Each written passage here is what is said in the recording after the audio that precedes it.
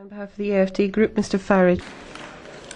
President Hollande, despite your own views, you are doing rather a lot for the Eurosceptic debate in France.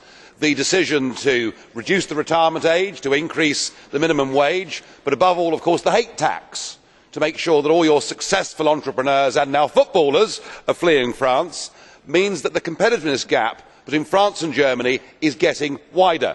That is now being reflected in a flight of capital from French banks. And people are beginning to notice that actually, ultimately, the euro is not just doomed in the Mediterranean, but it is going to be impossible for France and Germany to stay together inside the same economic and monetary union. So, on the basis that your employment minister says the country is bankrupt, what do? Well, the old trick: launch a foreign military intervention. So your troops go off to Mali, and yes, it is very good to see the smiling faces in Timbuktu for the moment, but you have done this on behalf of the European Union. It is now an EU mission. Just 2 days ago, Tony Blair said the European Union is not about peace, the European Union is about power.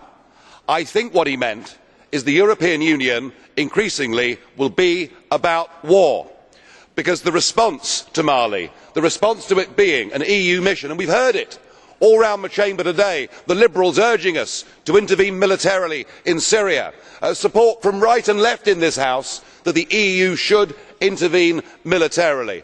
I have to say this: if you really think that taking on fundamentalist radical Islam in battle is something that we can somehow succeed in, I suspect we will launch ourselves in the same way we have in Afghanistan on a decade of unending, unwinnable misery. I do not want the United Kingdom to be part of a militaristic, warlike European Union, and that is the speech that I have heard both from you, President Hollande, and from most people in this chamber today. Das Wort hat